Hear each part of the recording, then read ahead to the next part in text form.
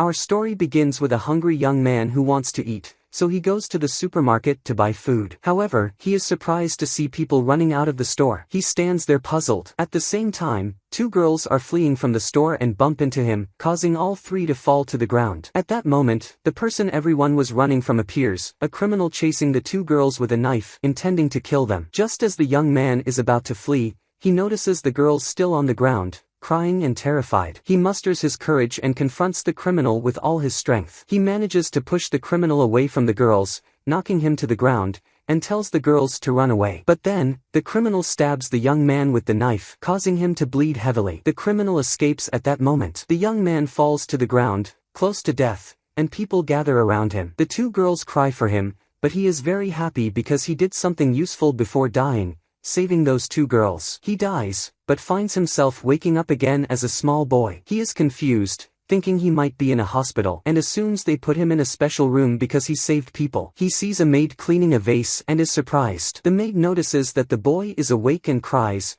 calling him Master Cain, and runs to him with Cain's mother. She asks him if he remembers his mother, and she hugs him, worried about him. Cain is confused about what's happening. He looks in the mirror and sees himself as a young boy, wondering who this is. He gets up, startled, trying to understand how he ended up like this. He moves his hands, trying to figure out if this is really his body. His mother, very concerned, asks if he is okay, telling him he had a fever but seems better now. She says he must still rest for a while and offers to make him his favorite soup. We learn the maid's name is Sylvia. Cain's mother, Sarah, asks Sylvia to prepare food, and they leave Cain to rest. Cain starts thinking about what happened and realizes he has returned to life in the body of this child. Sylvia returns with soup, and Cain is happy with his new life. Sylvia asks if he likes the soup, and he happily says yes. Sylvia tells him more about his new life. Later, Cain sits with his family for a meal. He introduces himself and his noble family, who have significant power in their town. His father's name is Garm, his mother is Sarah, and he has a sister named Renee, 2 years older than him. We learn that Sarah is Garm's second wife,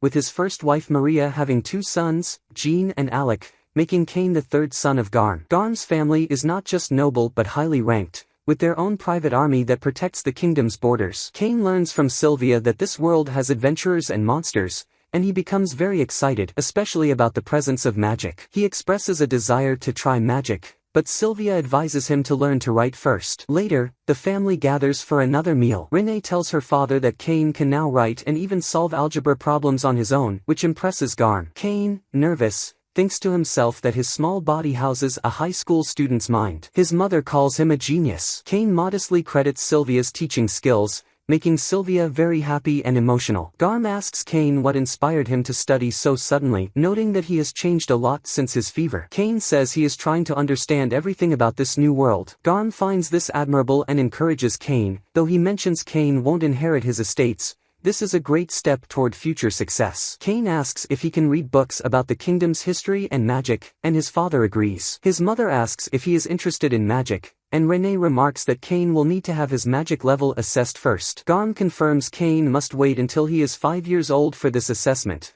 but he can study the books in the meantime. His mother reassures him not to worry if he can't use magic right away, and Cain agrees. In his room, Cain tries magic for the first time and successfully uses flame magic. Sylvia enters, and he quickly hides it, claiming nothing is wrong. She leaves, and Cain is thrilled with his success but puzzled at how easily he used magic. He decides to try again, this time not holding back, creating a large fire he struggles to control. Sylvia and Renee enter, but he hides his magic again. Sylvia leaves, but Renee stays. Renee reveals she knows what Cain is doing and offers to teach him about the magical world and the kingdom's history, which is over 300 years old. The first king, originally an adventurer named Yuya, founded the kingdom, which makes Cain suspect Yuya might be Japanese like him, from the real world. Cain becomes eager to explore the outside world and finally, after 2 years, he turns 5. He goes to the place where his level will be assessed but arrives late, making his family worried. He apologizes for being late, and they proceed with the ceremony in their town, traveling by carriages. Cain is amazed by everything in this world and asks Renee how to use magic detection. She shows him, and he is surprised to find she can use 3 magic elements, a rare ability. They reach the assessment place, and the supervisor casts a spell on Cain, allowing him to meet the 7 legends of the magical world who grant him extraordinary skills and abilities. Cain returns to his family and his father asks him to show his status. Cain feels something is off and makes an excuse to go to the bathroom. Checking his status in private, he finds it astonishingly high, at level 10, while the highest level should be 5. He thinks of a way to hide this high status and finds he has the ability to alter his status. He adjusts it accordingly. The family gathers at home for a meal and Cain apologizes for making them wait and running away. Renee asks if his stomach is okay, and he reassures her, thanking her for her concern. Garam says, "Come on, let's celebrate Cain's 5th birthday." Meanwhile, Sarah, Cain's mother, is thinking about the bright light that appeared during Cain's level assessment. She says it's the first time she's seen something like that, even though she and Renee have been assessed before and never witnessed anything like it. Garam asks Cain if he has checked his status. Cain replies, "Yes, I received a lot of legendary support." His father says, "That's great," and Renee agrees. Cain shows them his status, and everyone is shocked. His father exclaims, "You received the support of the 7 legends, and your magical power is immense. Even the Imperial Court magicians have only a quarter of your power, and you're just a 5-year-old child. You even have an artifact box and wisdom. Any endeavor you undertake will surely succeed." Everyone is happy, calling Cain amazing. His father warns him not to show his status to anyone else, as it could bring international scrutiny. He instructs the servants to keep what they've heard a secret. Cain goes to his room, relieved that the assessment is over. He finds a book on summoning magic and gets excited, wondering if he can summon fluffy animals. He makes sure Sylvia isn't around and heads to an empty spot in the courtyard to use the summoning magic. A giant, evil monster appears, scaring him. Parma, playing in the garden, is terrified and falls. Renee runs to her, trying to calm her down despite being scared herself. Cain faces the monster and tells them to run, but they are too scared to move. He remembers the previous incident when a criminal attacked the girls and reenacts the scene with the monster, successfully using his magic to send it back. He collapses, and Parma and Renee rush to him. He is surprised to see Parma's cat ears, as it's his first time seeing a human cat. Unable to speak or move, he can only think. Renee cries, worried about him. When Cain regains his strength, he gets up immediately, confirming he is still alive. Renee and Parma are happy, and Renee offers to call their father. Cain stops her, saying he's fine and apologizes for worrying her. His sister is relieved and hugs him. Next, they prepare for Cain's first public appearance at his 5th birthday party, attended by many noble families. His father says, "As my 3rd child, you can't inherit any property. So, tell me, what do you want to be in the future?" Cain responds, "I want to visit many different places and help people everywhere. I want to be an adventurer." After the celebration, the family sits down to eat. His father tells him that to become an adventurer, he must study a lot and promises to get him a private tutor. Cain is thrilled by the news, and Sylvia expresses her happiness for him. The next day, Cain is excited, imagining what his tutor might be like, whether they would be muscular or a witch with a broom. Sylvia calls him, saying his tutor has arrived. Cain, eager, teleports himself to the gate but falls from the sky, crashing into one of his tutors and apologizing profusely. The servant introduces the tutors to Cain as Millie and Nina. Cain calms himself and introduces himself to them. The tutors then introduce themselves to the family. Millie, nervous, reveals she is a rank D adventurer. Nina, very calm, introduces herself quietly, and we learn she is an elf. Millie scolds Nina for her excessive calmness in front of the noble family. The father tells the tutors that they will be teaching Cain for the next 3 years and to take good care of him. Millie suggests they start immediately. They head to the training ground where Millie begins teaching swordsmanship. She asks Cain to practice swinging the sword while they watch. Cain is surprisingly skillful, and Millie can't understand how he is so good. Nina suggests he might be better than Millie, who refuses to believe she could lose to a 5-year-old. Millie proposes a mock battle to see if Cain can handle a real fight and tells him to attack with all his strength. Cain amazes her with his skills. Millie asks if he is really just 5 years old, and he confirms, mentioning his recent level assessment. Both tutors are shocked. Cain's battle skills impress Millie, who barely deflects his attacks. Nina asks if Cain has a combat skill, and he confirms, explaining his father told him not to mention it outside the family. Exhausted, Millie stops the duel, admitting she can't keep up and suggesting Nina start teaching magic. Nina, revealing her level 3 magic skill, begins with the basics. Cain, having learned from books, demonstrates fire, water, and earth magic, astonishing them further by using spells without incantations. Millie notes he has all elemental affinities, which Nina finds impossible even for Imperial Court magicians. Nina asks if he also has a magic skill, and Cain confirms, shocking them more. Offering them towels from his artifact box, Millie declares nothing will surprise her anymore, and Nina calls Kane a genius. Millie realizes they can't teach Kane in the palace anymore due to his overwhelming power and suggests training outside. Kane, excited, asks to go outside, revealing he's never left the palace since his assessment. Millie agrees it's a good idea for him to train outside due to his magical strength. Nina praises Kane's strength. Kane's father is surprised by the tutor's request to train Kane outside but agrees, setting conditions. They must return before sunset, stay close, and ensure Kane knows the kingdom's boundaries. Kane agrees, saying everything is fine. The next day, they head out for an adventure to train outside the palace. Kane is very happy and thinks to himself that the world of adventure is always amazing. They reach a place far from the palace, and Nina starts teaching him magic again. She points to a giant rock and tells him to hit it with medium-level magic. Kane agrees and decides to try fire first. He strikes it with such a powerful fire that they are blown away by the energy explosion, completely destroying the area where the rock was. Kane is unsure what to say and apologizes, saying he might have overdone it. Nina tells him that was much more than medium level, and Millie comments that using all that power should have depleted a lot of his magical energy. She asks if he feels any fatigue. He replies that he feels fine and has no problems. They are shocked by his large mana capacity and are very surprised. They ask him who he really is, and he responds, "My name is Kane," and laughs heartily. Suddenly, Millie and Nina notice a monster approaching to attack them. They prepare to fight, and at that moment, a wild rabbit appears. Millie attacks it, but the rabbit dodges and charges at Kane. Kane easily avoids its attack and finishes it off with wind magic. They congratulate him on his first monster hunt and ask what he wants to do with it. He says he wants to show it to his mother and sister and puts it in his toolbox. Millie is pleased and says the first thing she'll do when they return is to save up for a magic bag. Kane doesn't understand what a magic bag is, so Nina explains that it's a magical tool similar to a toolbox but much more expensive. Millie notes that there's still plenty of time and suggests they continue hunting monsters for the day. She asks Nina to use her search magic, and Nina informs them that there are 3 monsters 300 meters away. Kane is very impressed and asks how she used that magic. She explains that she searched for the monster's magic by spreading her own magic very thinly. Kane tries it and successfully discovers 4 rabbit monsters 300 meters away. Both Millie and Nina are astonished and ask if he's really a 5-year-old child since using that magic successfully on the first try is very difficult. Kane rushes toward the rabbits and they manage to hunt 3 of them easily,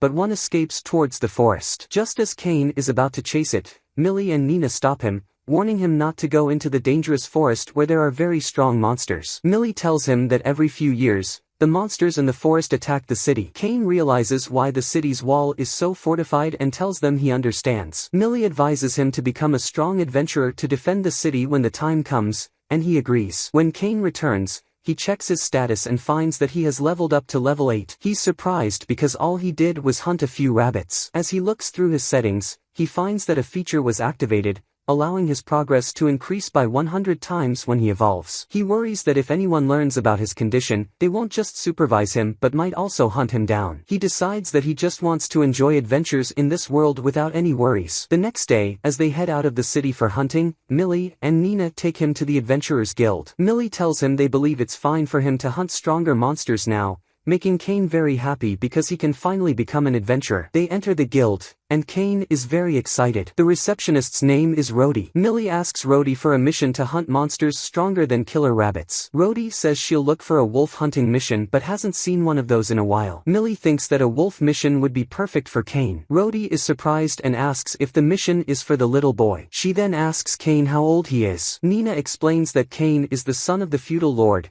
making Rhodey very nervous. Kane politely introduces himself and says he is 5 years old, so unfortunately, he can't register as an adventurer yet. At that moment, a rude-looking adventurer comes in and starts bothering Millie and Nina, mocking them for being with a child and accusing them of only doing nursery tasks. The annoying adventurer and his gang irritate Millie and Nina, who tie them up. Kane steps in and asks the adventurer to leave them alone, saying he's delaying their training. The adventurer asks who Kane is, and he replies that he's Kane, a student of Millie and Nina. Millie and Nina tell him to run and not to come with them, urging him to escape quickly. Just then, Kane strikes the rude adventurer, who falls to the ground in pain. As the adventurer tries to get up and attack Kane again, Kane defeats him once more and pins him to the ground. The adventurer asks who he is, and Kane replies, "I am Kane, the son of the Margrave." Enraged, the adventurer grabs a weapon and attacks Kane, but Kane effortlessly dodges his attacks, catches the weapon with his fingers, immobilizes the adventurer, and throws him out of the guild. Kane also takes down the two bullies who were with the man and throws them out as well. Millie and Nina thank Kane for saving them and suggest they head to the forest. They train in magic for a while,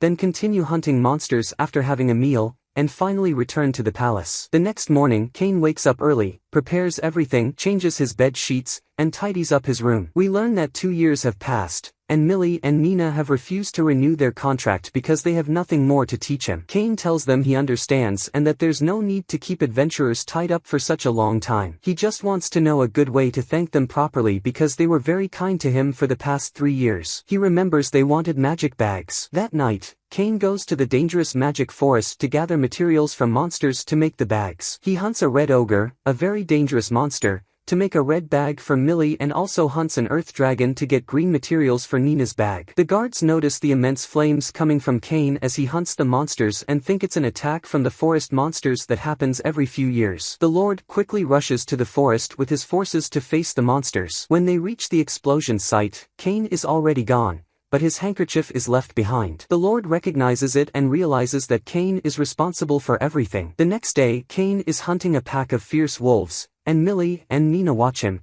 saying that he is stronger than both of them and that they are very proud. They tell Kane that he has officially graduated and that he did an excellent job over the past 3 years. Kane thanks them for the time they spent together and presents the 2 bags he made for them from his toolbox. They are amazed that he made them himself and find the materials very rare. Kane explains that the red one is from the blood red ogre and the green one from the earth dragon. They are astonished and tell him that each of those monsters would require a full team of A-rank adventurers to defeat, and even then, it would be difficult. Kane, an 8-year-old child, managed to defeat them alone. Nina comments that it's because he's Kane, and they are even more shocked to learn that each bag can hold their entire palace. Millie tells him that the very expensive bag she was going to buy could only hold a couple of carts, and what he made is of national treasure quality. They bid farewell and leave. And after that, Kane continues to train alone in hunting and hunts a dragon in the cave. It's a red dragon, one of the strongest types, and he defeats it with a single strike. He is surprised it died instantly. He opens his status window to see how much he has improved and finds that his magic has exceeded 80 million. He has a large number of titles, including Enemy of All Monsters and Dragon Slayer. 2 years have passed since Millie and Nina left,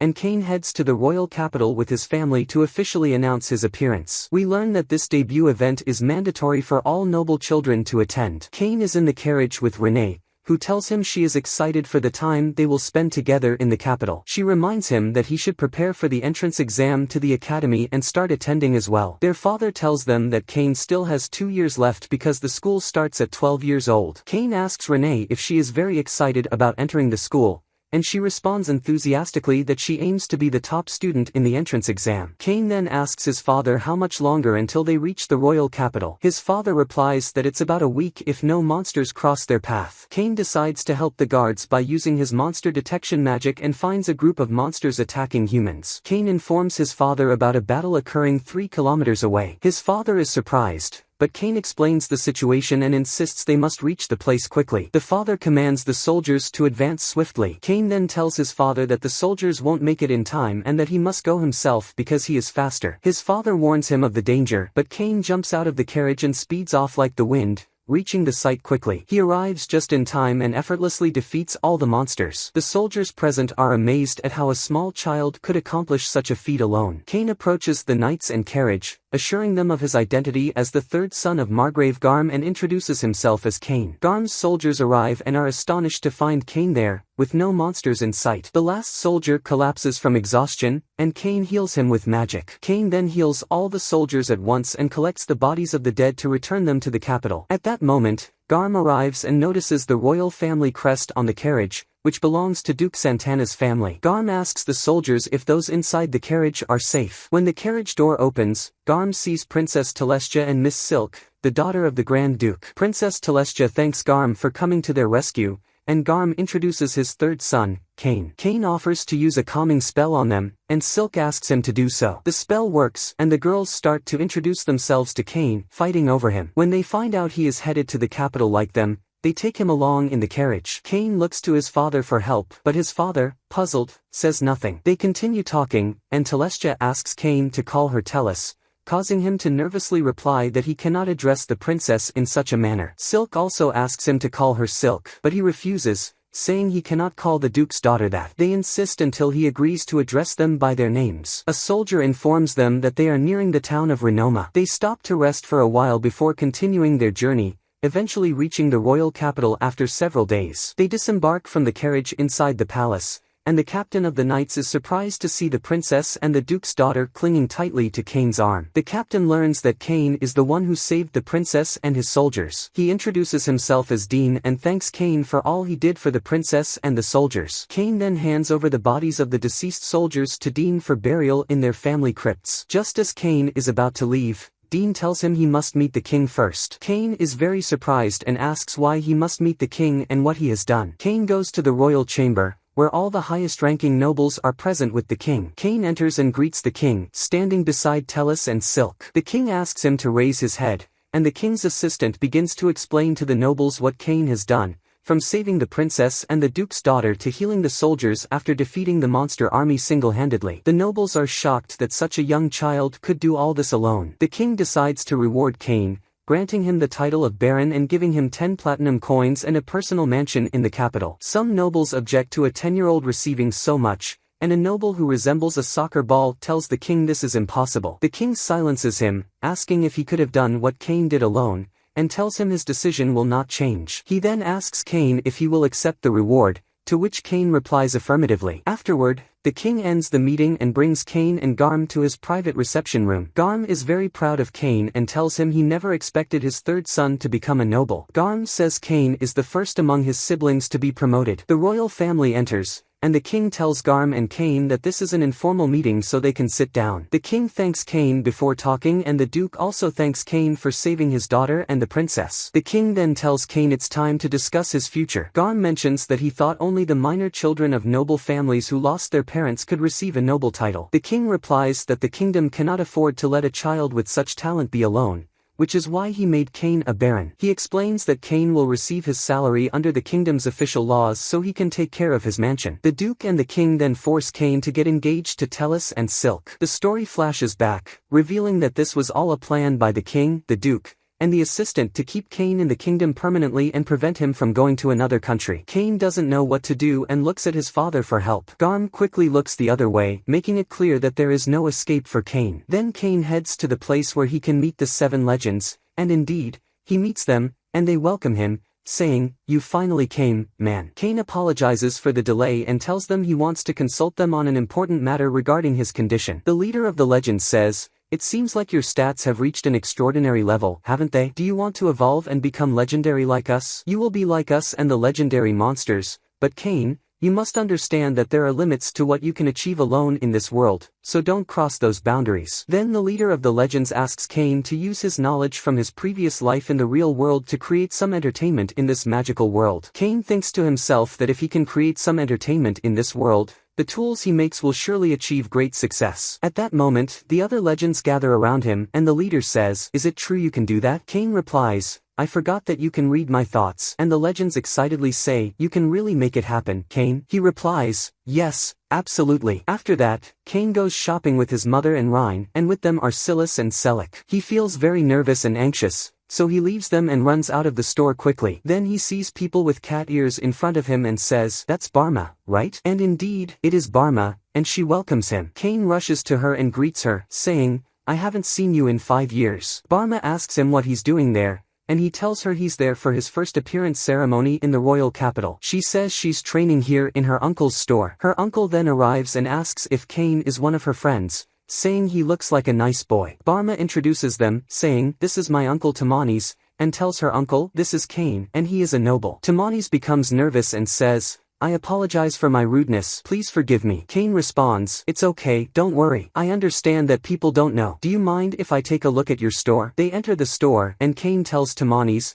"I have a specific tool I want to make." Tamanis asks, "What kind of tool?" Kane replies, "I have some actual ideas I'd like to share with you. What do you think about producing and selling them?" Tamanis agrees, and Kane starts explaining his ideas, showing him a game. Tamanis is impressed and says, This is easy to learn and can be sold at a good price too. Please allow me to produce it. Kane is thrilled and says, that's great. Could you make a prototype first? He gives him a gold coin to cover the cost of making the game. Tamanis is very embarrassed and says, a gold coin is too much. Kane replies, it's not too much. Consider it a preliminary investment. Tamanis agrees and says, okay, I will accept it with pleasure, and as the head of Sarkin Company, I will do my best for this project. When Kane leaves the store, he finds Ryan standing in front of the store, very angry with him. He gets scared and says he completely forgot about her. Ryan says, where did you go all of a sudden? I wanted to show you the clothes I tried on. Kane tries to appease her by saying that all the clothes will surely look great on her. Ryan is pleased by his words and forgives him, saying, alright, don't worry. I'll show them to you at home when we get back. Indeed, when they return home, Ryan shows him all the clothes she bought, and they are all very beautiful. Kane says, they are all very beautiful, sister. Ryan then tells him, now it's your turn, Kane,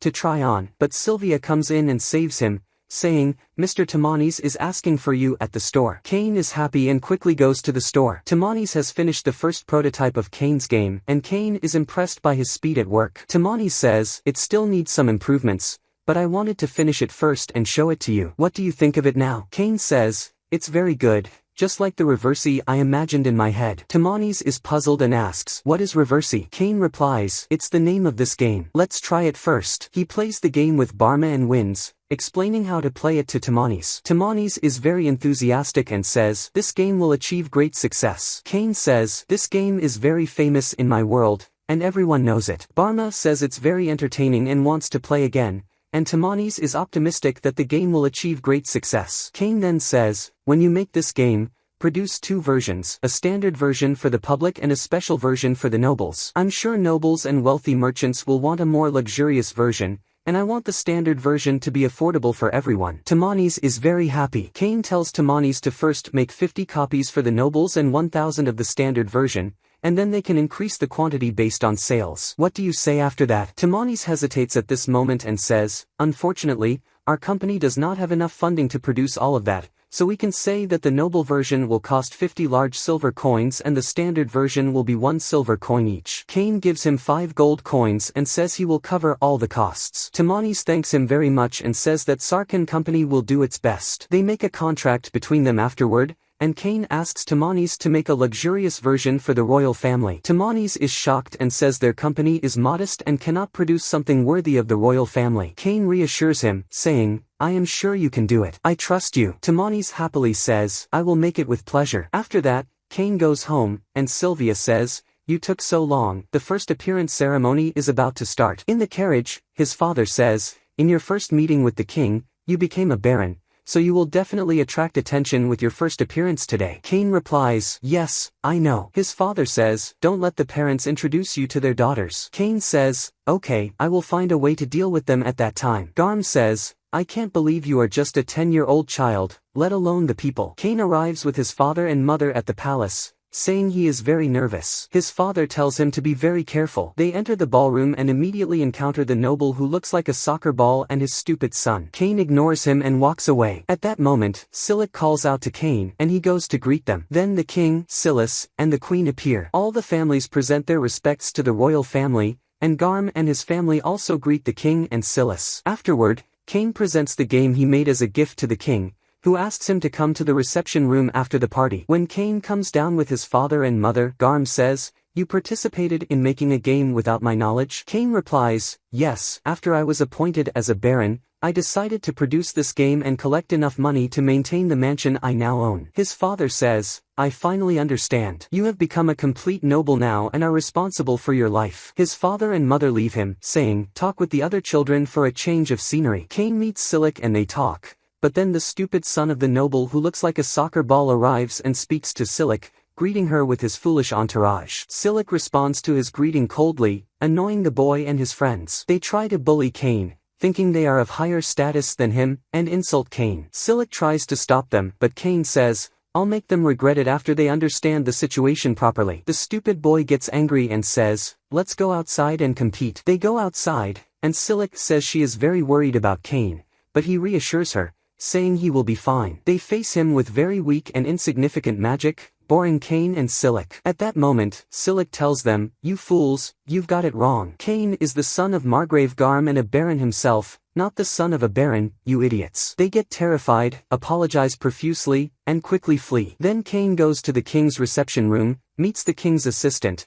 and receives the key to his castle along with a map. The assistant tells him the king wanted to meet him but was persuaded to continue his official meetings first and then play the new game with him. At that moment, as Cain says to himself, "Thank goodness," the Duke enters and says, "Good, I caught you, Cain." The Duke tells him, "I'm here to take my chance and challenge you in this game." He places the new game Cain invented and says, "Let's play." Cain responds, "Alright." The king's assistant excitedly says, "I'm next," and everyone in the castle wants to play too. Cain feels he's in a tight spot. After finally finishing with them, Cain looks for his castle on the map and finds it abandoned and completely ruined. He opens the castle's outer iron gate and enters, saying, "I hope no one visits me right now." Inside the castle, he finds the lights off and the magic stones that power the castle depleted. Cain starts inspecting every room and uses his magic to clean and repair the castle, restoring everything to excellent condition, even the garden. He's happy that this is now his home. At that moment, Sylvia and her servants arrive at the castle. She tells him they will do their best to serve him from now on in the new castle. The servant introduces himself to Cain and says, "I am your new servant, Colin." Cain replies, "Yes, I know. Sebastian, our head servant, told me about you." Sylvia instructs the maids to start cleaning but they find everything spotless and well organized, with no trace of dust. Cain apologizes, saying he cleaned everything with magic at once. Sylvia says, "I expected that," while Colin is astonished that Sylvia anticipated it too. Colin tells Cain, "We will handle things here. You need to return to Lord Garm's castle now. Today is." Cain interrupts in shock. "Today is the day my older siblings return home." He meets his elder brother who says, "I didn't expect you'd get a noble title and a castle before us, Cain." His other brother says, "Cain, you're a little brother we can really be proud of," and Renee is excited to see Cain's castle too. Her brothers tease her, saying, "We heard the castle is haunted and strange things might appear. Are you sure you want to go?" Renee gets nervous and scared, saying, "I'll be fine. Cain will protect me, right?" Cain reassures her, "Don't worry, there's nothing scary there." She nervously responds, "But they say it's completely abandoned." Cain goes with his father, mother, and Renee to his castle. They are surprised it's not run down at all and is instead new and sparkling. Garm is puzzled and says, "I'm sure this castle was completely ruined when I came here a few years ago. What happened?" He looks at Cain and asks, "Did you do this?" Cain replies, "I just made some adjustments and cleaned it with magic." They explore the castle and find everything beautiful and shining, but his father says the problem is there are no artworks at all in the castle. Cain asks, "Are these things really necessary?" His father replies, "Yes, nobles are very passionate about artworks and always decorate their castles with them. It's become a formal thing in noble castles, including paintings, vases, armors, and sometimes even golems." Cain says, "So golems will suffice now, right?" Cain responds, "Alright, one moment," and places one. He returns to them and at that moment, Sylvia screams loudly in the castle. Everyone is startled, thinking it's an attack on the castle. They rush to her and find the red dragon Cain placed at the castle entrance. The servants are terrified of it, thinking it's alive. Cain asks if they are okay, realizing he forgot to explain the situation. Garm sees the dragon and is astonished, asking, "What have you done now, Cain?" Cain explains, "It's a red golem dragon." His father responds, "Yes, I see that. I'm asking how you got it here." Cain nervously answers, "I defeated it in the forest." His father is shocked and asks, "When and where did this happen?" Cain replies, "Some time ago when I entered that forest." His father says, "This red dragon is a catastrophic level. Even a group of A-rank adventurers would barely defeat it. You hunted it alone." He tells Cain to explain the situation to the servants next time to avoid this happening again. Colin says he will handle the explanation. Suddenly, Cain's mother screams. They rush to her, and she asks, "What is this bathroom, Cain?" Cain had made the bathroom like those in the real world he came from, and for them, it was a new invention. Garm says, "You are excited about a bathroom?" His mother responds, "Try it first, then talk." When they try it, Garm gets excited too and asks Cain to make one in their castle as well. Garm tells Cain he needs to host a welcoming party for all the nobles in his castle because it's an important rule. Cain is shocked and says, "Another announcement party?" Cain wonders what to do next. Colin says he anticipated this and prepared a list of everything they need to do. Cain thanks him and sees the list, which includes inviting all the nobles, even the annoying one who looks like a round ball. Cain asks, "Do I have to invite this nuisance too?" Colin replies, unfortunately, yes, it's customary. Cain wonders what gift to present to the visiting nobles. Sylvia reassures him that everything will be fine. Cain made beautiful cups as gifts for the guests, which Sylvia liked very much. Cain tells her he will get a suitable quantity for everyone. Cain also prepares food and drinks from the real world like burgers, which Sylvia finds amazing. At that moment, a royal envoy arrives for Cain and informs Colin. Cain is surprised as the king visits with the duke and the assistant, all of them not pleased. The king asks, "Why didn't I receive an invitation to your castle announcement party? You invited Duke Eric and assistant Magna, but not me, even though I gave you the castle." The duke explains, "Only high-ranking nobles have the right to invite you to their castles." The king responds, "It doesn't matter, I'm your father, not just your fiancé's father. Ignoring your future father-in-law is bad. Eric has been bragging about his invitation all this time. You know how annoying that is." Cain says, "I was going to give you your invitation the next time I met you, but I knew how busy you were, so I didn't find the chance to give it to you." Cain hands the invitation to the king and apologizes. The king is overjoyed and says, "I knew that was the reason." He tells the duke, "Didn't I tell you, Eric? He had an invitation for me too." Cain thinks to himself, "Good thing I listened to Colin and made an invitation for them." The king says he will bring Tellus with him to the party, and the duke says he will bring Silic too. Cain informs the maids that the king will attend the party as well, shocking them, and they ask why. He tells them, "I guess I didn't tell you, but the third princess, Celise, is my fiancée." They are even more shocked by this news, but Sylvia calms them down, saying, "It doesn't matter who's coming, we must provide the best service regardless. We'll give our utmost effort, right, Lord Cain?" He replies, "Exactly." In the evening, the party begins, and all the nobles arrive at Cain's mansion. The duke and Celise arrive, and Cain greets them warmly. As soon as they step inside, the duke is surprised to see the red dragon. He remarks, "I've always heard about it in stories,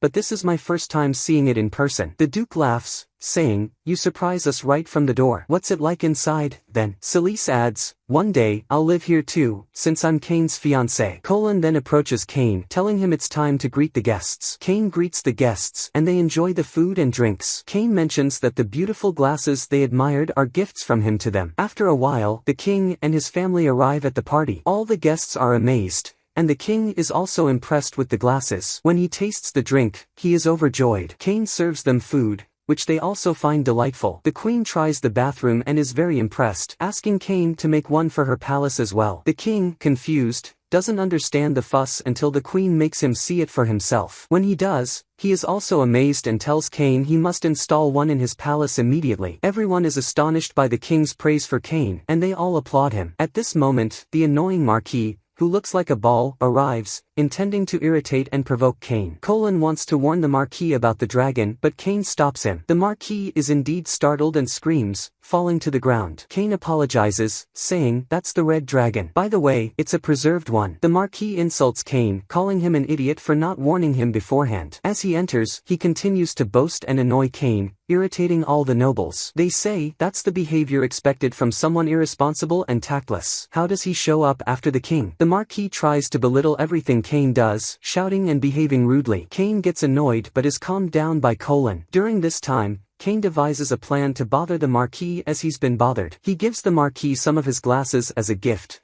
but the greedy fool falls into the trap, wanting to take all the glasses available and even asking for the food recipe. Cain refuses, so the fool insults him again. Cain says, "I'm giving the glasses to everyone here, so you can't take them all." The fool replies, "I'm the Marquis, I can use them better than these commoners. I'll take 100 of them." Cain still refuses just as the king approaches. The fool is shocked to see the king at the party, realizing he's fallen into a trap. He becomes nervous and scared, not knowing what to do. The king and duke take the opportunity to reprimand the fool, leaving him terrified. The king warns him that if he behaves like this again, he will be severely punished. The fool replies, "Understood," and quickly scurries away like a dog. Celise approaches Cain, laughing, saying, "I saw everything. You planned all this, didn't you, Cain?" He laughs, replying, "Yes." At that moment, the duke says, "So you used us in your plan, didn't you?" Cain, speaking without thinking, says, "Yes, I thought using the greatest powers in the kingdom would." He is shocked to find the king and duke right behind him, talking to him. Cain quickly apologizes, and they all laugh at him. The next day, Cain is leaving the royal palace and meets the deputy commander of the knights, Dean. Dean greets him and asks, "What are you doing here?" Cain replies that the king's assistant advised him to place some monster resources here in the palace. Dean says, "Yes, I was informed about that,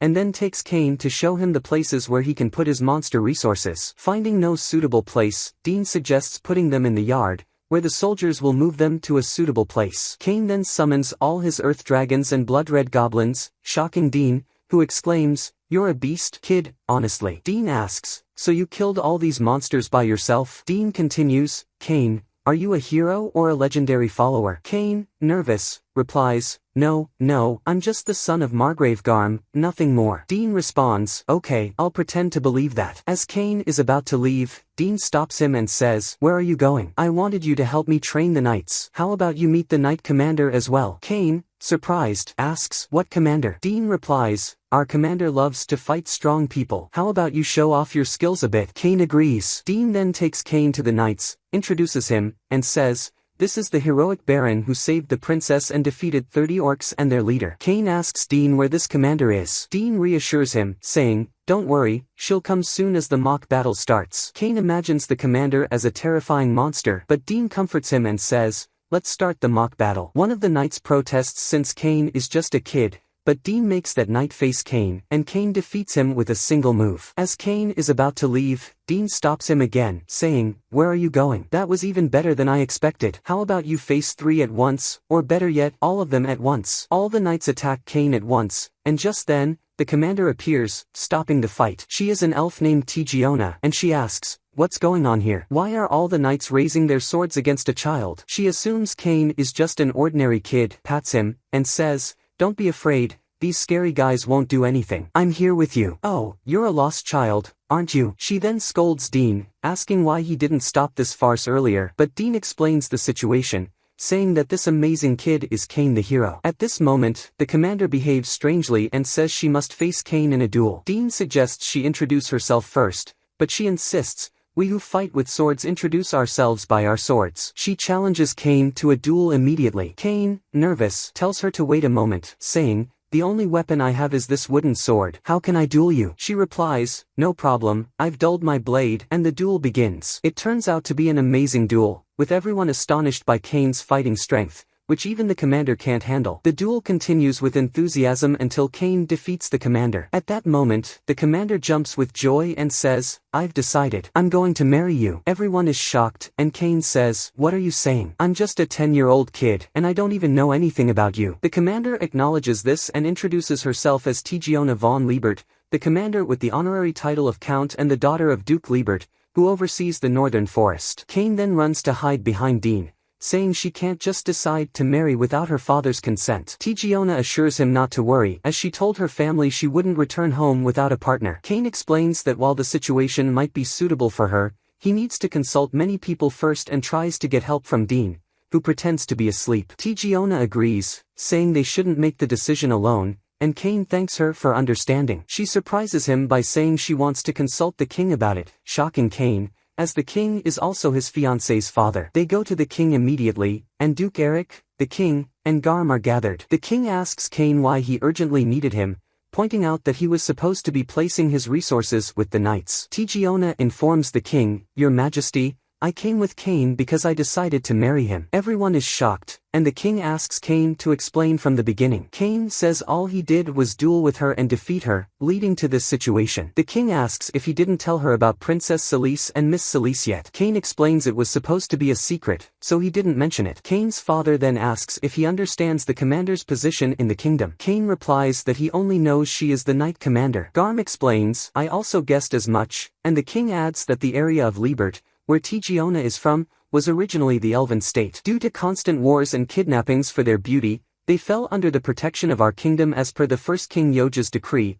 making the Elven state a part of our kingdom though still a distinct territory. The king continues, "So, Tigiona is originally a princess, and you've received a marriage proposal from her. Do you understand what this means?" The king tells Tigiona that the situation is still a secret but reveals that Cain is engaged to Princess Celise and Miss Celise. Tigiona becomes even more enthusiastic and determined to marry Cain. The king agrees but says she must first send a letter to her father to get his consent. Tigiona agrees and takes Cain to continue their duels and write the letter to her father. The next day, Cain tries to escape from Tigiona and meets Dean, who takes him to the king to confirm something. They suspect Cain is a superhuman hero like the first king and have prepared a test for him. When Cain enters, they show him the first king's book, which he naturally doesn't recognize. They tell him it's the highest magical book in the kingdom and that he can look at it. The book is indeed magnificent, and they are surprised when they see Cain can read the book, which is in Japanese. This reveals Cain's secret. The king asks Cain who he really is. Cain is forced to tell the truth.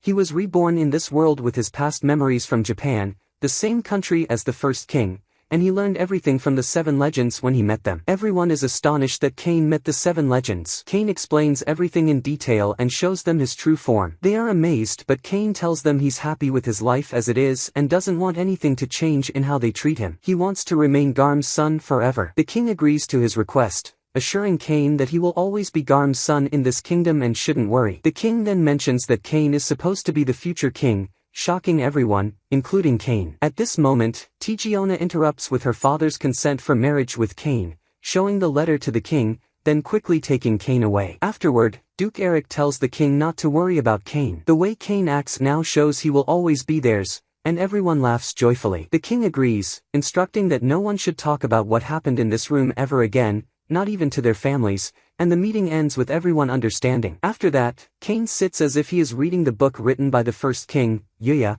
who wrote that whoever reads this book is also from another world and that his name is Yuya, the first king of this land. He is originally Japanese and decided to write a chronicle of the events that happened to him in this world and how he came here. Cain reads the details in this book. At that moment, Silic and Silas come, asking him what he's doing. Silic says she knows the entrance exam for the academy is approaching, so he must be studying, right? He replies yes, that's right, and the two argue about who will study with him. He escapes from both, saying he's not available today or tomorrow. At that moment, he also meets Tigona, but he escapes from her too, saying he's not available for duels today. He then heads to the Adventurers Guild, as today is his 12th birthday, marking the time he can finally register as an adventurer. He enters the guild, finding it more impressive than the one in his town. At that moment, he meets a red-haired adventurer who asks, "Hey kid, is this your first time here?" Cain replies, "Yes, indeed, I just turned 12 today, so I came to register." The adventurer wishes him luck but reminds him they only have one life,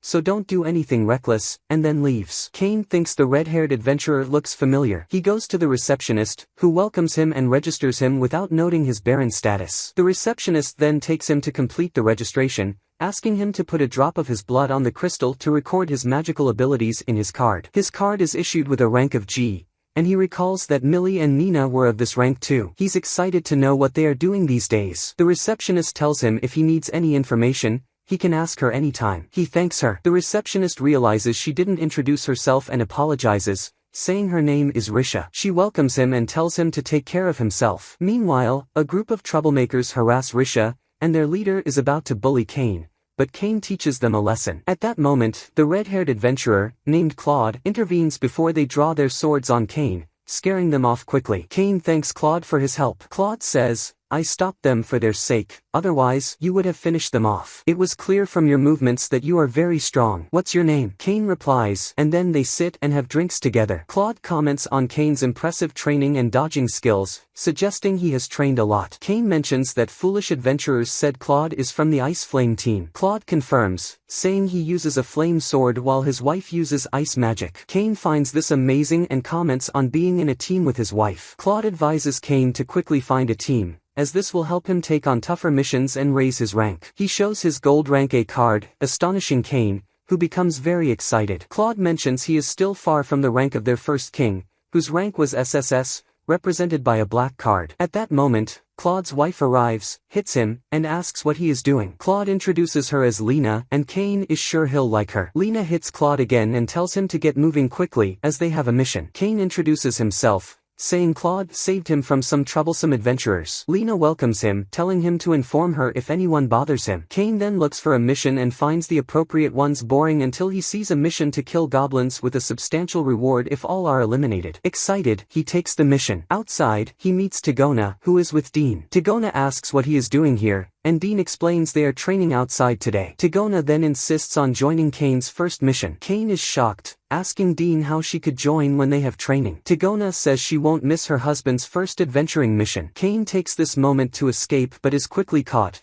and she insists on going with him. Kane asks Dean for help, but he apologizes, saying he can't disobey orders. They head to the goblins' location, and Tagona is very happy to be on this mission with Kane. Kane searches for the goblins and tells Tagona they are just ahead. Tagona rushes forward, challenging Kane to keep up with her. They find the goblins surrounding an injured man, whom Kane heals with his magic before they fight and quickly defeat the goblins. Suddenly, a larger group of goblins appears. Kane uses protection magic on Tagona, who then finishes off the goblins in front of her. Just as they finish, a large group of giant lizards appears. Kane tells Tagona to take the injured man and retreat while he handles the situation. Tagona agrees and heads to the town with the man, while Kane uses excessive force to defeat the lizards. Coincidentally, Millie and Nina are in the same forest on a mission involving the giant lizards, as their nest is supposedly in the destroyed area. They head to their base afterward. Later, Kane is at the guild with Risha, explaining that he defeated a group of green lizards and asking if it counts, given his mission was different. Risha is shocked and thanks him for being safe, explaining that the mission is for high-ranked or teamed adventurers. Kane says he defeated about 30 of them, shocking Risha,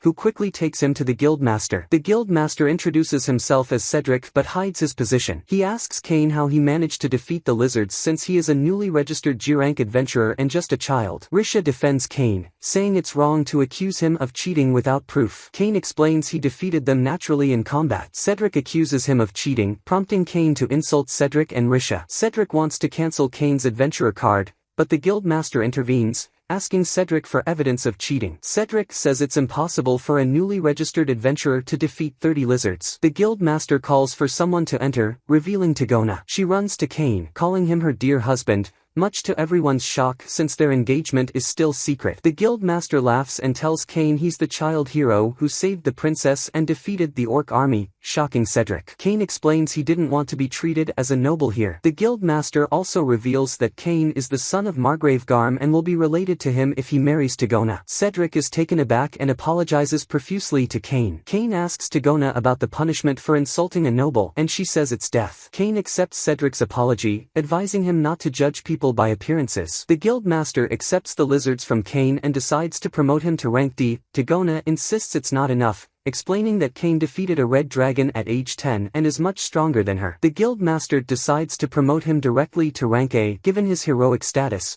but requires him to defeat a group of bandits first. Kane asks if capturing them and bringing them in would be sufficient, to which the guildmaster agrees. The guildmaster apologizes for Cedric's rude behavior, but Kane assures him everything is fine. Kane then receives his gold rank A card. The next day, Kane wakes up to the sound of Sylvia running to his room and waking him up because he's late for the entrance exam at the academy. He tells her it's okay, there's still time, but she insists and tells him to get up and have breakfast first. She keeps apologizing afterward because she wasn't well prepared and made him late. She tells him she'll always regret this and starts crying. Kane tries to calm her down, telling her there's no problem and he won't be late. He uses magic to teleport straight to the academy, laughing and saying he knew he would arrive on time. Kane enters the academy, gets his exam number, seat, and class. He realizes he doesn't know anyone in the exam hall and wonders if Silas and Selik are in a different room. The teacher enters, announcing that the exam is about to start and that cheating is forbidden. Anyone caught cheating will be expelled immediately,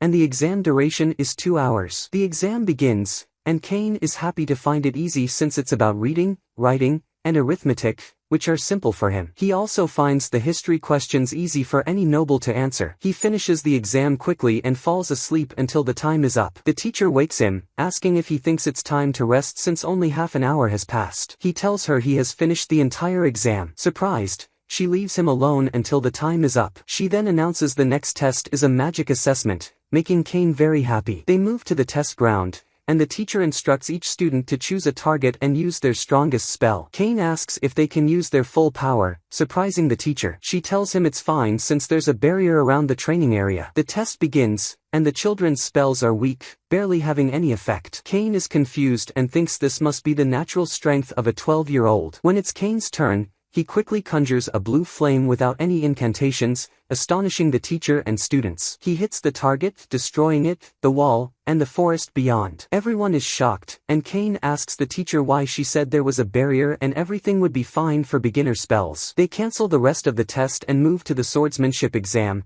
first checking if anyone was hurt beyond the wall. They go to the dueling arena, where the teacher has brought a high-ranking adventurer to help with the test. This adventurer is their opponent, accompanied by a group of rank A adventurers. The first one is Claude, who recognizes Kane and asks what he's doing there. Kane explains he's 12 years old and is there for the exam. Claude decides to be his opponent. Kane initially refuses, but the teacher insists since Claude chose him. The duel begins, and Kane tells Claude he's looking forward to learning from him. Claude tells Kane to attack with full strength, assuming he must be very skilled since he's rank A. Kane uses reinforcement magic and attacks Claude powerfully, resulting in a fast and intense duel that amazes the other students. They can't even see Kane and Claude's swords due to their speed. Claude is impressed by Kane's strength and uses reinforcement magic too, making the duel even fiercer. The teacher stops the duel, scolding them for making it too intense and scaring the other students. He tells Kane he can go home since his abilities are evident and to return when the results are announced. Kane returns home, welcomed by Sylvia, who asks about his exam. He tells her he completed everything without issues and should be accepted easily. Sylvia notices he's hungry and rushes to make food for him. Kane then goes to the king, who shows him his magic test paper, asking what it means. Kane explains that the teacher told him to use his full power and assured him it was fine because of the barrier. He used beginner-level magic, but it still had that result. The king asks where Kane took the exam because Silas and Selic didn't see him. Kane says he entered through the southern entrance and sat in the room they directed him to. The king explains that the northern entrance is for nobles and the southern is for commoners. Kane, remembering his noble status, realizes he made a mistake. The king tells Kane that Silas was very angry for not seeing him, and Duke Eric mentions the academy head himself came to discuss Kane's situation. In a flashback, the head tells the Duke about Kane, thinking he's a commoner. The Duke laughs, predicting it's Kane and confirms it, joking about the repair costs Kane caused. Back in the present, the king's assistant shows Kane the repair costs and scolds him for overdoing things. The king tells Kane not to worry, as the results will be out today, and he should check them himself. Kane goes to see the results and meets Selic, who tells him he's first in the class, Silas is second,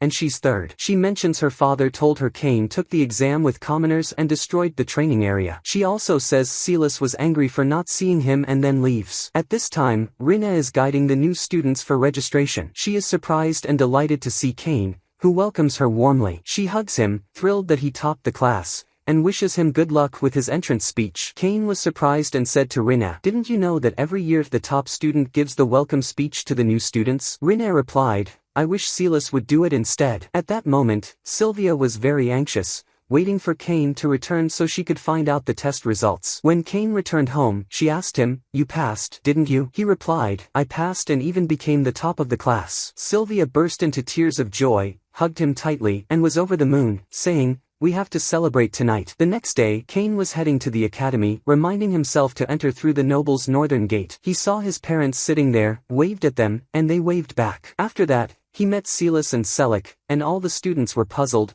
wondering who the boy was that had befriended the princess and the duke's daughter. Then the entrance ceremony began, and it was announced that Kane von Silford would represent the new students. Kane stood up to give his speech and introduced himself as the top student. He explained that during the exam, he had accidentally entered through the southern gate and took the test in the wrong location, which surprised everyone. Kane continued by saying how grateful he was that the kind academy had forgiven him and treated him like any other student, just like the kingdom's first king, who said that all people in the kingdom are equal when it comes to education. "I plan to make friends here at the academy without regard to birth or lineage, and I hope we all get along," Kane said, and everyone applauded him. His parents were proud, and then Rina and another student approached him, telling him that the king himself was present at the welcome ceremony and would give a few words. The king welcomed all the students and said that some students were a bit unruly, indirectly referring to Kane. He said that was why he had come to speak personally and that he knew things would be challenging for the teachers. Kane felt as though he was being warned, and Silas and Selic laughed at him, as did the Duke and his assistant. After that, they returned to the classrooms, and Silas and Selic told Kane, "Come here, your seat is next to us." "Oh, why were you late?" Kane told them that the king had kept warning him multiple times to be careful, which is why he was delayed. Then the teacher came in and introduced herself, saying, "From today, I will be your class teacher. My name is Elika von Portley. Before we start, you need to decide your course of study, so think carefully about your future." Kane declared that he would choose adventuring, but Silas and Selic both immediately said, "No, you can't. You're a noble, you have land. All you need to do is learn everything about being a noble. So, choose the noble path, understand? Selic added, don't be upset. You can choose nobility along with adventuring, that's all. Cain was happy and decided to choose both, along with magic and magic tools. Then he asked them what they were going to choose. Celis responded that she would choose nobility and internal affairs, which surprised Cain. He asked her why, and she replied, so that when we get married, I can manage the household properly. Aren't we engaged? Selic said she would choose nobility and commerce to help grow their future land when they get married,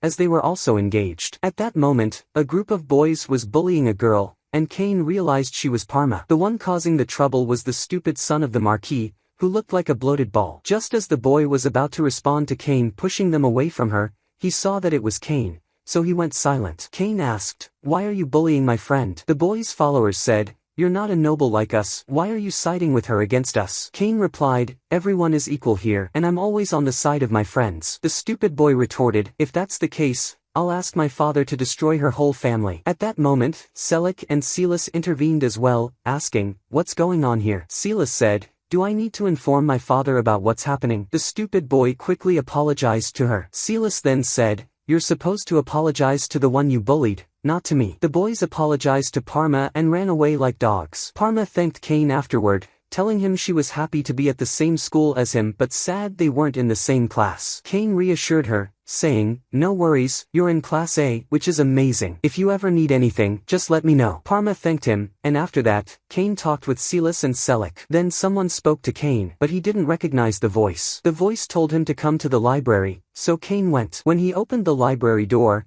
he found himself in a strange place in another world. Cain entered the palace and found a man who asked, "Do you like coffee?" Cain replied, "Yes," and then nervously asked, "Who are you, and how is there coffee in this world?" The man responded, "I've been waiting for you for a long time, Cain, or rather, Sheena." Cain was shocked that he knew his real name from his previous life. Then Cain sits with the man and learns that he is also from another world and that he is the first king, Yuya. Cain tells him that he read the magical book at the imperial level, but that was 300 years ago. At first, Cain thought Yuya was a ghost or something, but Yuya laughs and tells him to use appraisal magic and find out everything. Cain asks if that's acceptable, and Yuya confirms, so Cain checks and sees that Yuya is a legend, just like the 7 legends of Cain's world. Cain is extremely shocked. Yuya says, "Let's focus on what's important. I've brought you here because the 7 legends asked me to train you." Cain replies, "Why would they? I already have a lot of problems because of my excessive power." Yuya then asks, "Can you take this biscuit from me?" Cain tries but fails, and Yuya tells him, "You still have a long way to go." Cain asks, "Why do I even need to be this strong?" Yuya replies, "Because there's someone you need to fight." Cain doesn't understand,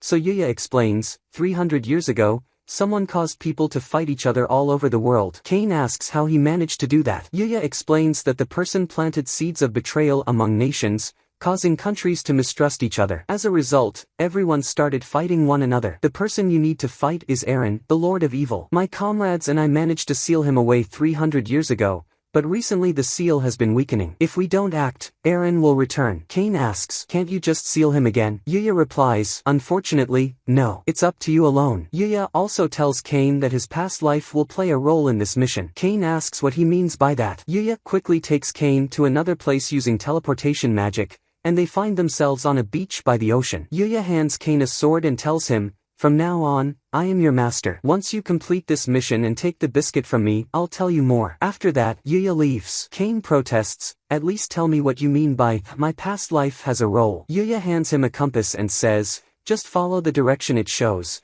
and you'll learn everything once you find me again. Start leveling up in this world because your level is embarrassingly low. You need to reach at least level 600 to defeat Eren." Cain starts to worry about how long he's been gone from school, but Yuya assures him that 1 year here is only 1 day in Cain's world. Yuya teleports back to his palace, leaving Cain alone. Cain realizes he has no choice but to complete the mission. He heads into the forest, defeating the monsters that come his way, thinking that only 5 minutes have passed since entering. He resolves to finish the mission quickly and continues to clear out every thread in his path. Meanwhile, Sylvia is extremely worried about Cain. There's a knock at the door and she opens it, hoping it's him, but it's Celis and Selic with their guards. When they don't find Cain, they start worrying too. We learn that 2 days have passed, and he hasn't returned. Selic says, "I assumed he'd be here when I didn't see him at school." Sylvia grows even more concerned and wonders if he's been kidnapped, fallen into a ditch, or been ambushed. Selic shares her concern, but Silas reassures them, Cain is fine. I'm certain of it. We should just wait for him here, he'll come back safely. At this time, Cain is still in the forest, fighting monsters. He's exhausted and one of the monsters grabs him. He thinks to himself, it looks like I won't be going home after all.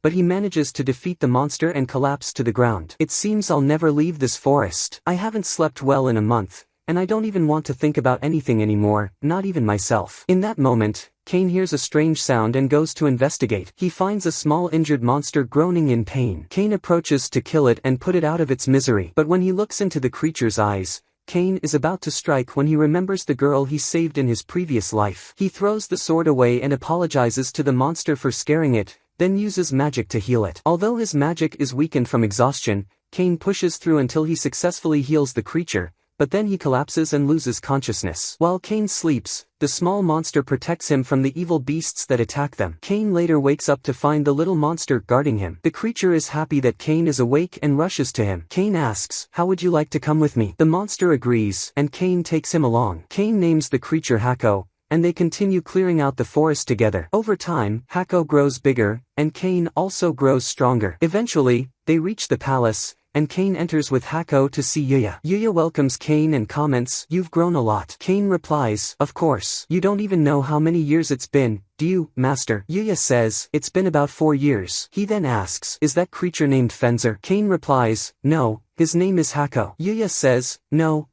he's a legendary beast. Cain says to Hako, you're that special, huh? Yuya adds, if he trusts you this much, you can form a contract with him. Cain doesn't understand what a contract is, so Yuya explains that it allows him to summon Hako anytime, anywhere. Cain finds that they've already formed the contract, and Hako disappears in that moment. Yuya tells Cain not to worry, as he can summon Hako again. Yuya then tells Cain, by the way, your training isn't over. You'll be training under this man from now on. He's your new master, Dara. Cain introduces himself to Dara, and Cain asks Yuya, but master, you promised to tell me how all this is related to Eren and my past life. Yuya agrees and says, we'll talk before you leave this world. Cain then goes off to train with Dara, who defeats Cain with a single attack. Afterward, Dara takes him to his home. When Cain wakes up, he finds himself in a strange place with Hako beside him, playing. Cain goes downstairs and finds Dara and his wife. Dara's wife welcomes Cain, introduces herself as Rory, and tells him, this is our home. Dara brought you here yesterday. I'll prepare the meal right away, come sit. Cain then hears a strange sound, looks down, and finds a small dragon. He gets excited and runs over to it, but as he tries to talk to it,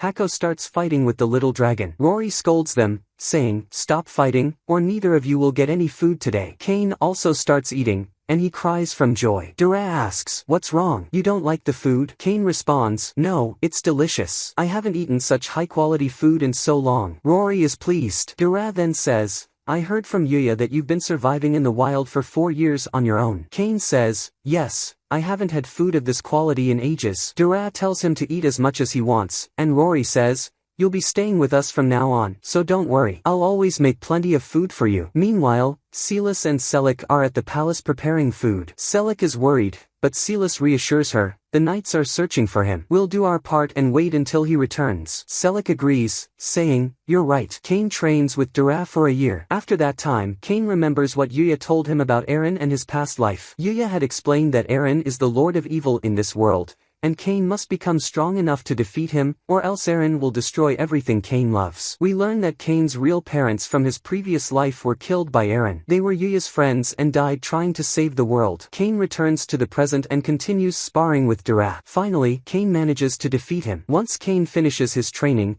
he rushes to Yuya's palace and visits his parents' graves, where he cries. Then he bids farewell to Master Yuya and Master Dara, telling them he'll return to his world soon. He leaves with Hako and the baby dragon, Jin. Dara and Yuya laugh together, and Dara says, he'll be stronger than all of us. Yuya agrees, definitely. Cain arrives back at his palace, and as he enters, Sylvia bursts into tears of joy and runs to him, followed by Silas and Selic. He apologizes for worrying them, and Silas tells him they always believed he'd return. That's why they asked Sylvia to teach them how to make sweets, and they've prepared him delicious biscuits. Cain is happy and quickly eats them all, thanking them. Then Cain goes to the king and gives him a message saying that he was with the first king for those 5 days. The king responds, yes, he created a separate world, and Cain explains everything to the king in detail. Cain then pulls out the sword that the first king gave him, and they are all shocked to see the first king's sword with Cain. The king realizes that Cain really did meet the first king. The king says to Cain, "It's written here that you trained well under the first king, right?" Cain replies, "Yes, and it was very tough training." He tells them everything about his training in the forest and with Dura, explaining that it lasted for 5 years. The king gets angry and says, "How could you have spent 5 years there?" At that moment, the duke says,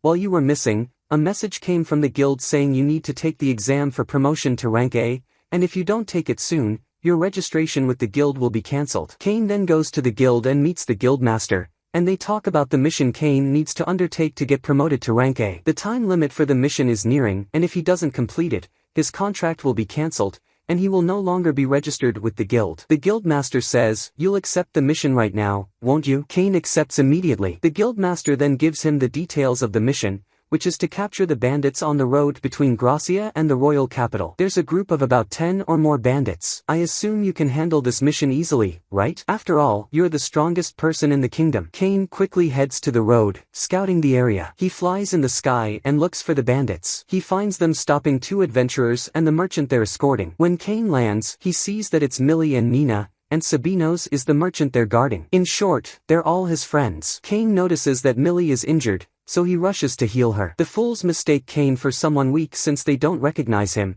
but Cain quickly defeats all of them and captures them. Sabinos thanks Cain for saving them. Millie asks, "What are you doing here, Cain?" He tells them that he accepted a subjugation mission from the guild. Millie is shocked and says, "Wait a minute, you're still 12 years old, aren't you? You're not even registered with the guild yet." Nina adds, "Subjugation missions are for those of rank C and above." Cain shows them his gold card, revealing that he's ranked A. They are stunned by what they see. Cain then takes the criminals to the guild and meets Parma when he safely delivers her father to her. She's startled by the criminals Cain captured, and he tells her that they're the bandits he apprehended on a guild mission. Parma says, "You're doing these tough jobs along with your duties as a baron too. That must be really difficult for you." Millie and Nina are shocked. Millie says, "You became a baron too." She adds, "I guess I can't talk to you like an old friend anymore, right? I should call you Baron Cain from now on, shouldn't I?" Nina. Cain tells her, "No, please, just act normal. You two are still my teachers, after all." He then says goodbye to them because he has to deliver the criminals to the guild quickly. Millie and Nina go with him. Cain goes to the guild and hands the criminals over to Risha. He also brings a letter from Sabinos confirming that Cain single-handedly dealt with the criminals. Risha is surprised that he completed the mission so quickly and tells him she'll inform the guild master right away. At that moment, a group of fools arrives and starts bothering Millie and Nina. The moment Cain approaches them, they get scared and fall to the ground. Claude arrives then and says, "I was wondering whose incredible power that was all of a sudden." "It's you, Cain." Cain greets Claude, and Claude says,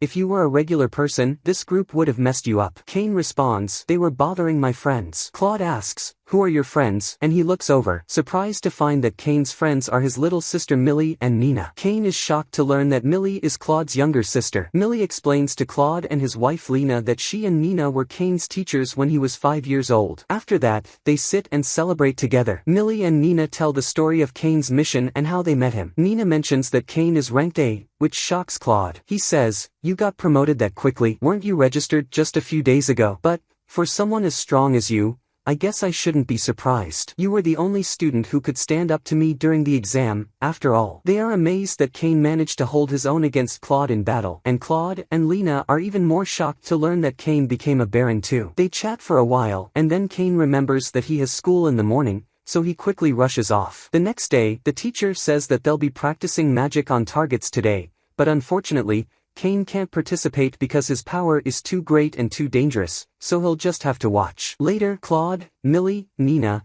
and Lena come to the school to help Cain, and they are the adventurers who will assist the students in their training. The students are in awe of them, especially since they know Claude and Lena as the Flames of Ice. Cain thinks to himself that they should have told him yesterday that they were coming. Claude then asks which of the students are registered adventurers, and all the students raise their hands. Claude asks all the kids to show their adventurer cards, but Cain doesn't take his out. Claude says, "Come on, show your card, Cain." Cain replies, "I forgot it," because he doesn't want everyone to be shocked when they see the gold card. The training continues after that, but unfortunately, time runs out before Cain gets to train with anyone or do anything, and he feels really sad. That night, Cain goes to the forest, furious, and destroys the whole forest in his rage. He even kills a dragon without realizing it because of his immense power. Soldiers from the town rush toward the forest, led by Garm. They think the demon lord is attacking, but they are shocked to find nothing, realizing that it was Cain who did it all. Cain then goes to the king, and the assistant tells him that Garm sent a message saying that on his way back to Gracia,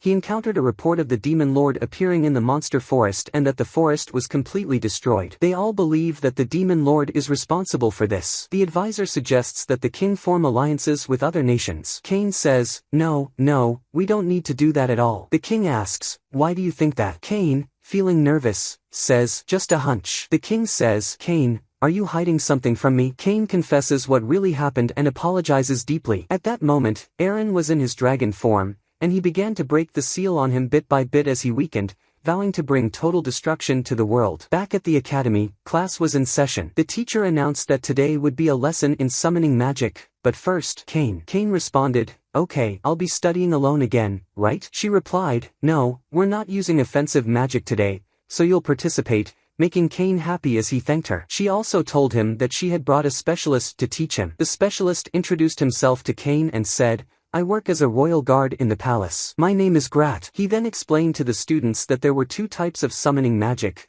The first involved forming a bond with a beast, which meant creating a contract with the creature, and the second was summoning a beast from a magic circle and making a contract with it. Cain responded to Grat, I've already made a contract with Haku and Jin, so I can summon them. At that point, Grat handed out magic circles to the students to try summoning creatures and making contracts with them. The students began summoning, and cute creatures appeared for them. However, one student summoned a terrifying and large beast, attempting to contract it, but the beast refused. Grat explained that the creature rejected him because his magic power was too weak. Then it was Cain's turn. Grat said, let's see your magic. Cain agreed and attempted the summoning spell. Cain was afraid of summoning another insane creature like when he was a child, but Grat reassured him, don't worry, if you fail to make a contract, the creature will disappear immediately. So use as much magic as you want, don't worry. This made Cain happy, and he used all his magical power in the summoning spell. At that moment, the demon lord appeared, asking, who is the human who summoned me? I am the demon lord. Cain quickly used flash magic to ensure no one could see anything. The demon lord then approached Cain, saying, are you the human who summoned me, you lowly being? At that moment, the demon lord examined Cain's aura and drew closer to him,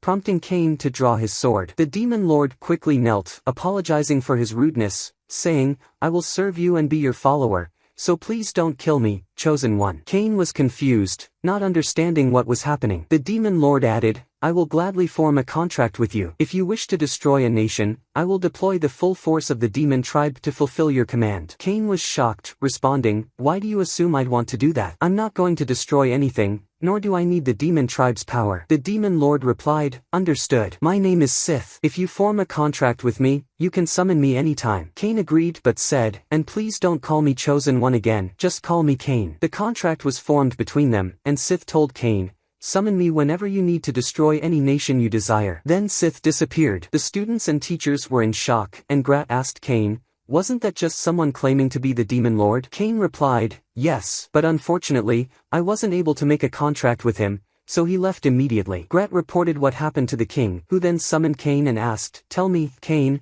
what exactly did you summon today at school? Cain, embarrassed, answered, I'm sorry, my magic summoned a creature. The king pressed him, tell me the truth, Cain. Cain admitted, it was the demon lord. The king, duke, and advisor were all shocked. The king asked, and what happened afterward? You didn't ask him to return, did you? I know you too well. Cain, clearly embarrassed, confessed, yes, I made a contract with him. Everyone was shocked yet again. The king exclaimed, Cain, haven't you ever heard of self-restraint? Do you have any idea what could have happened? He could destroy the royal capital in the blink of an eye. Cain apologized profusely, saying he didn't expect the demon lord to appear. Grat chimed in, summoning a creature is one thing, but summoning the demon lord is something else entirely. Just how much magical power do you possess to be able to do that? The king added, it seems the former king must have enhanced his magic as well. The king turned to Cain, show us your crazy stats. He then told Grat, what you are about to see must never be revealed to anyone. Consider it a national secret. If you tell anyone, you'll be executed. Show us the numbers, Cain. When Cain revealed his stats, they were nearly legendary, beyond anyone's ability to measure. The king and others were stunned once again, realizing that Kane's power was beyond anything they had seen before. The king remarked, "Kane, with this kind of power, you could destroy the entire world." Kane, feeling nervous, asked them to treat him normally. The king then told Kane that he would be promoted to the rank of count and given land near the royal capital to rule, adding that if Kane successfully managed the land, his engagement would be announced because Kane needed to prove he could manage territory in order to protect the entire kingdom one day. Later, Kane shared the news with Sylvia, who congratulated him and asked about the land he would govern. He told her that it had not been decided yet, but it would be near the royal capital. She replied, "I'm sure you'll do a great job." At that moment, Kalon arrives and tells Kane that Lord Garm, his father, received bad news from Lord Jen in Gracia. It seems there's an attack in the Forest of Beasts. Kane is shocked and immediately heads to the location. He goes to his older brother Jen in the palace, where his brother warmly welcomes him,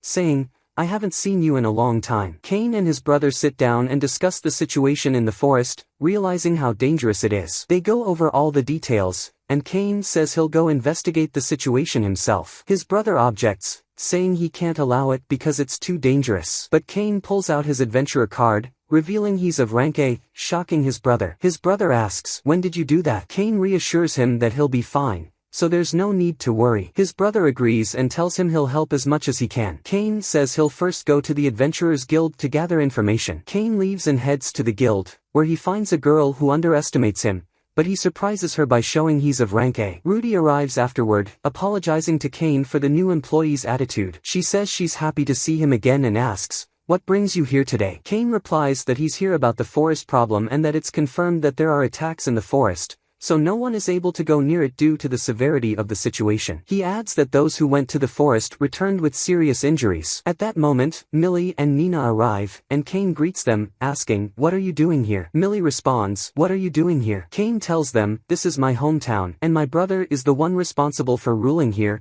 so I came to help him." Nina says they're here because the guild summoned all the high-ranked adventurers. Kane replies, "So, you went to the forest, right?" Millie answers, "Yes. There were lots of beasts, and they were incredibly strong." Millie then adds, "What's strange is that all the beasts are moving in groups, organized in a specific way. Oh, by the way, my brother and his wife are on their way here, so we're joining them too." Rudy comes up and asks Kane, "What do you plan to do?" Kane tells her he's going to investigate the forest alone. Millie protests, "Why don't we wait and go together?" Claude's on his way too, but Kane insists he must go quickly to assess the situation. Rudy warns, "If something happens to you, that's unacceptable. You're a noble and a landowner now, and that could cause other problems." Kane reassures her, "Don't worry, I'm really strong." Millie and Nina confirm this, saying, "We can vouch for that." Rudy still advises him to at least take one person with him. Kane replies, "Alright, I have just the person." Kane then heads into the forest and summons Haku and Jin, who are both thrilled to see him. Kane sets off, defeating all the beasts he encounters,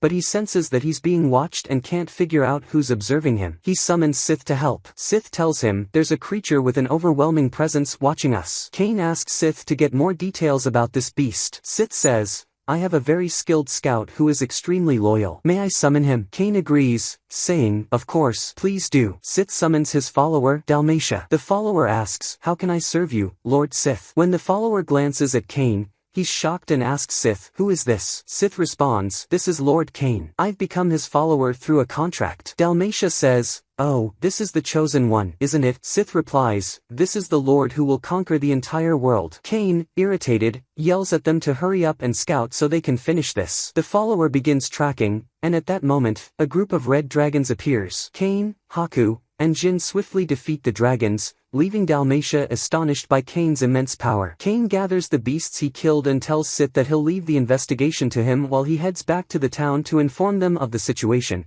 promising to return soon. Kane teleports to the guild in the blink of an eye. He places the beasts in front of Rudy, Millie, and Nina, who are all shocked that Kane managed to take down such strong creatures. Claude and Lena arrive, also in shock. Kane tells them, there are even stronger beasts deep within the forest. Meanwhile, Sith's follower discovers the source of the energy. They head to the location and find an overwhelming number of beasts. Eren commands the beasts to attack and kill the humans. At that moment, the beasts charge en masse toward the city. Sith realizes he must notify Kane immediately and teleports to him at lightning speed, appearing before Cain and informing him of the situation. Cain instructs Sith to inform his brother in the palace and tells Claude to gather the adventurers to prevent the beasts from entering the town. Claude asks, "And what will you do?" Cain replies, "I'm heading to the forest." At that moment, the commander of the knights, Tijuana, arrives. Cain asks, "What are you doing here?" She tells him that his father requested the knights' quick support. Cain asks, "Did you come alone?" She replies, "Yes, I came right away as soon as I knew you were here, but Dean and the others are on their way." Cain tells her he's going to the forest. She begins to protest, saying, "I'm coming with you." But Cain says, "No, you need to lead the knights and defend the town with the adventurers." She agrees, and Cain heads off at full speed. Meanwhile, Sith's follower continues eliminating all the beasts that appear in the forest until Cain and Sith arrive. Cain then heads toward Aaron's location, while Sith and the follower attack the beasts emerging from the forest. At the moment Cain charges toward Aaron, Sith summons his minions to fight off the other beasts. Meanwhile, Millie and Nina grow worried about Cain and head to the forest to help him, with Claude and Lena accompanying them. Cain continues to wipe out the beasts until Aaron finally appears from his cave, launching a powerful attack and saying, "So, you finally came. You're the one who's been killing the beasts, right? You're one of those dogs of the 7 ancient elders, aren't you? You got here fast." When Millie, Nina, Claude, and Lena arrive in the forest, they are surprised to see the followers of the Dark Lord, taking down the beasts. Nina says, they must be Cain's friends. They all agree, yes, definitely. Then, a group of beasts that escaped Sith's followers head toward Millie, Claude, and the others, and they begin fighting them off. Aaron grows irritated with Cain and says, "Your eyes really annoy me. They're just like the eyes of those who sealed me away before." Cain responds, "You mean my father and mother, don't you?" Aaron attacks Cain, and a fierce battle breaks out between them. At the same time, Claude's team continues their fight, and the commander of the knights arrives to assist them, bringing a team of knights along. Claude thanks her but says, "I won't let you fight this battle alone. We'll protect the town together." Aaron then strikes Haku and Jin, wounding them severely. Cain becomes furious and blocks Aaron's attack, launching a powerful counterattack that destroys the entire area behind Aaron without realizing it. Haku and Jin try to warn Cain, but he snaps back, "Can't you see I'm busy? What do you want?" At that moment, Sith and his followers step in to stop Cain, telling him that he's overdoing it with his power. Cain says, "I'm fighting the dragon." They reply, "What dragon? There's no dragon left. It's been wiped out, and even the beasts have fled from the forest. The town is safe now." Cain celebrates the victory with his friends afterward. Later, Cain visits the king, who scolds him as usual for overusing his power. After reprimanding him for a while, the king admits Cain deserves a reward and grants him his own territory. The king holds a meeting gathering all the nobles, and appoints Cain as a count, giving him the region of Dorental. Cain accepts this honor respectfully and vows to dedicate himself fully to serving the kingdom. When Cain's friends hear about the town the king gave him, they tell him, "That's unfair of the king. That town is where the Adventurers Guild sends all the toughest missions. That's why the nobles who were in charge always fled." Seal suggests that her father change Cain's assigned region, but Cain says, "No, I'm actually excited about this. I'll rebuild the town from scratch." They then set off to Dorental, and Cain first enters the town as an ordinary adventurer. Meanwhile, one of the royal guards tells the king what happened when Cain first arrived in the town. He says, the Adventurers Guild sentenced Cain to death under the guise of a welcome party, but the opposite happened.